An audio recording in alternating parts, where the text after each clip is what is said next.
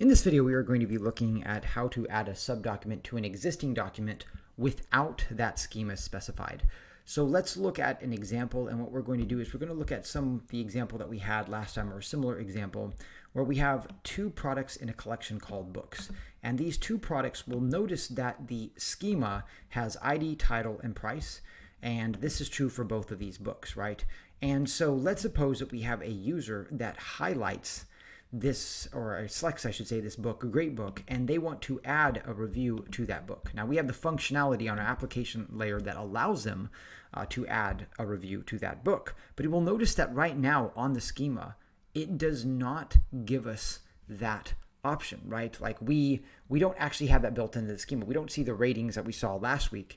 And last week we saw we had added that originally to the the documents in the collection, right? So we don't actually have those in these documents, I mean. So one of the things we're going to do here is we're going to actually take this great book and we're going to add ratings to this great book. And this is one of the features of Schemaless with MongoDB. So the user from last week was asking the question, okay, so if we have products and we have ratings of those products and these two different collections and we join those collections, why don't we just use SQL? And that's one way of developing that. But as we'll see, we don't actually need to do that. Last week we saw that we could actually have the ratings within the product document itself, right? The ratings of that product. And likewise, if we have products with no ratings, we don't have to specify an empty rating subdocument array, right?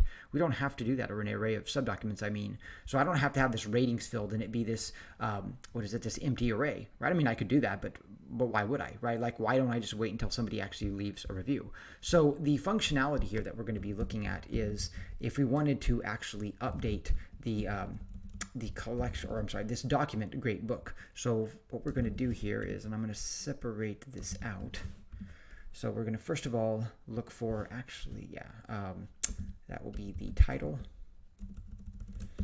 of great book. And we remember that from last week. So this is what we're going to be updating here.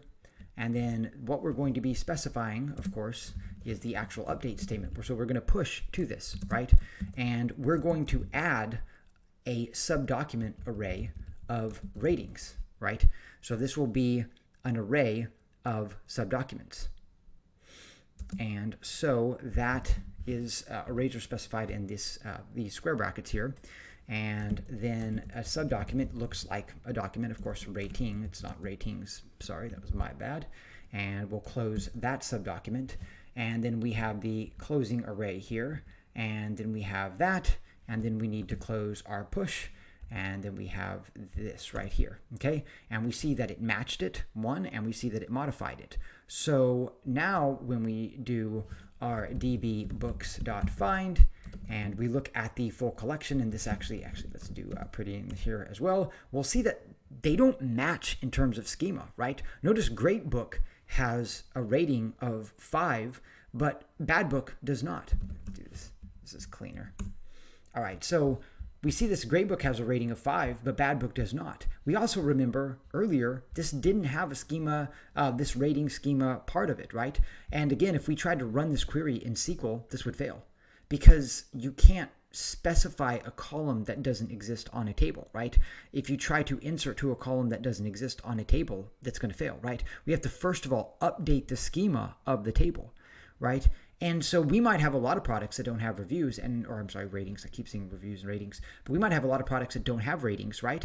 And then we have products that do have ratings. And if the products have ratings, we can just add it to them. Or if a person wants to add a rating, then we can just add it to it. So we can do this again. We could say, let's say the great book gets another rating. So we've modified it again. This time, let's look at our collection. And we see 2 ratings of 5, right? So we can explicitly create documents with the schema that we want, right? We can do that. But one of the benefits of Schemaless, as we see, is we could have a document that was originally this, and we could just 3 fields, right? And we could add more to that document, right? We can add to that schema without affecting other objects, number one, or I should say other documents. But the other thing as well is we can add to that as we need. And that's one of the features of Schemaless. And so going back to the user's questions, more than likely, it's going to be the 80-20 rule of business, where the vast majority of products, depending on our store, are not going to have reviews, or ratings, I should say, and a few of them will, and then a few of them will have a lot of ratings, right? And so when we think about that, when we're using features of MongoDB like in-memory collections, what do you think we're going to look at as far as what are we going to store in memory? The ones that are usually looked at a lot, right?